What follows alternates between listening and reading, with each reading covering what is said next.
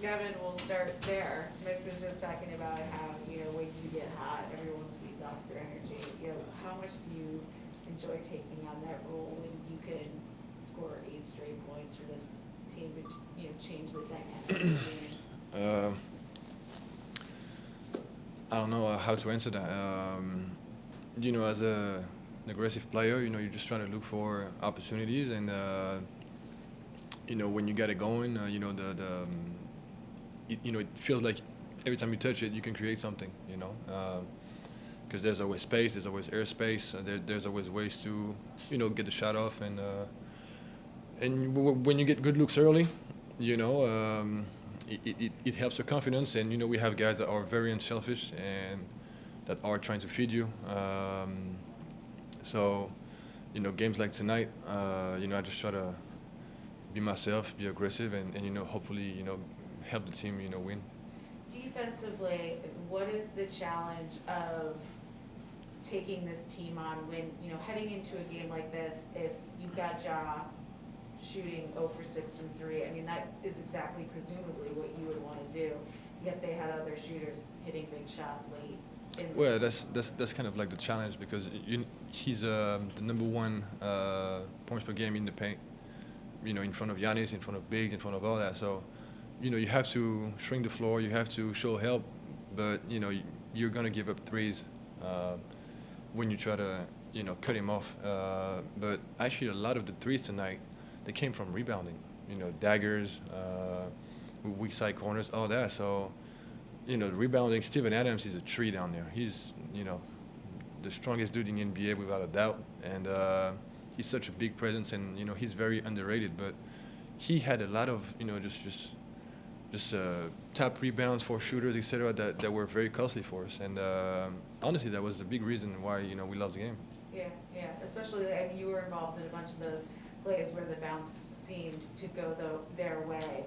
Is Yep. that due to the spacing? Like, how would you kind of evaluate that part? Well, so on the pick and rolls, we were up to touch, meaning Mitch was up on the pick and roll, and so it opens up the lane for Steven Adams to get a good seal inside the paint.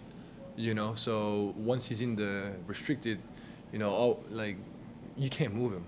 You can't move him. I mean, don't get me wrong. You can put bodies on him and try to make him not jump. But he's big, he's strong, and extremely physical. He's tall and he got long arms, and he seemed to always have a flair to get in good spacing to make a play on the ball. I mean, you're last 4 weeks or so, you're shooting close to around 50% from three. What's been clicking for you? Honestly, there's just in every season you have stretches where you can't make a shot, and you have stretches where it feels like you can't miss.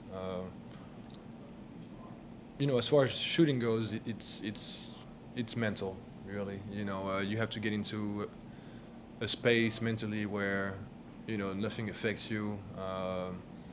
You play with a lot of confidence, and yeah, don't let anything get to your head, and just do what you've always done in your career, and in practices and all that. And as far as shooting right now, yeah, I'm feeling pretty good. Yeah.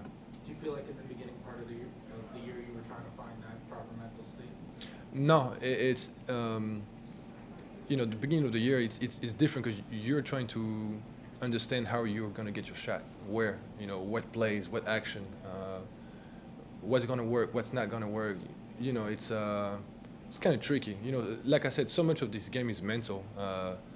When you know how things are going to happen, especially for me, like I'm not, Ja Morant as far as I'm not extremely explosive. I'm not 7-footer, so I have to, it's almost like a chess game. You have to be, one step ahead of your guy, and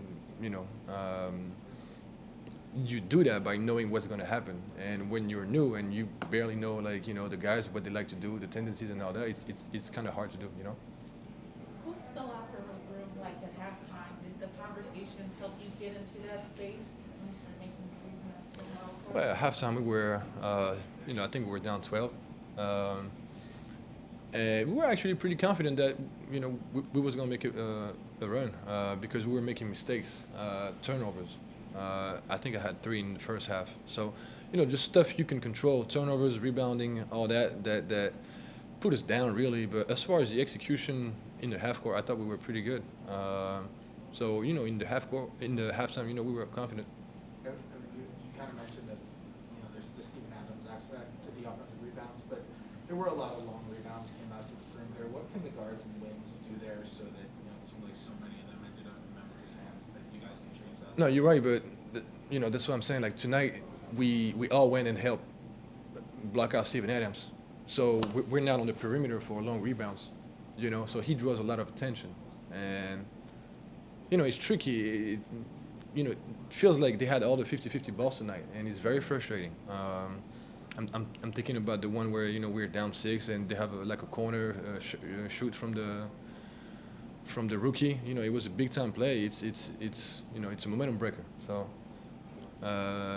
trust me, we tried. We tried.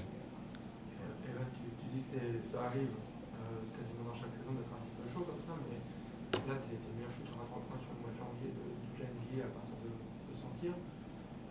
C'est quand même pas mal ce qui se passe en ce moment. Est-ce que c'est juste toi qui joues en ce moment ou c'est aussi parce que dans l'équipe, il y a un meilleur fit, il y a une meilleure circulation du ballon, des choses que tu demandes depuis le début de la saison? Meilleur shooter en termes de pourcentage ou en termes de nombre marqué? Plus de 46%. Ouais, tu sais, les pourcentages, c'est bien, c'est forcément une belle stat, tu vois, mais je sais pas trop quoi te répondre.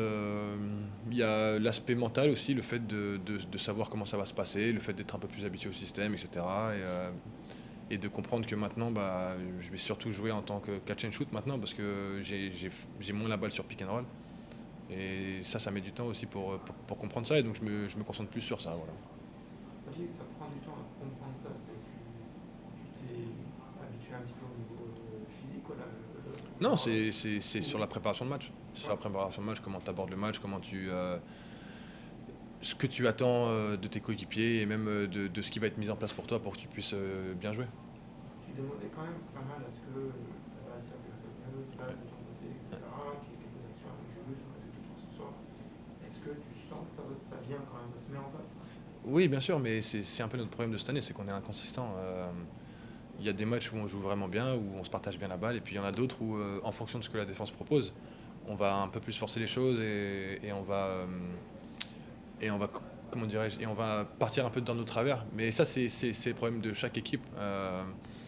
Quand on est concentré sur ce qu'on a à faire et sur le fait qu'il faut qu'on touche tous la balle, tout se passe très bien pour tout le monde. Ce côté un peu manque d'adaptation que tu as évoqué en te presse il y a 5 jours, c'est quelque chose dont vous avez parlé aussi entre vous? Bon, on en parle avec le coach, on en parle en vidéo, puis même de toute façon on sait ce qu'on a à faire dans les vestiaires, on sait tous ce qu'on a à faire. On a des gars qui ont un très bon état d'esprit, tu vois, donc c'est pas du tout un problème. On a par contre le break, tu ne dois pas l'avoir si tu dois faire de Je pense pas qu'ils... Écoute, si on m'invite, je serais très content, mais pour être honnête, je pense pas qu'ils le feront. Right. Thanks, sir. Ça roule.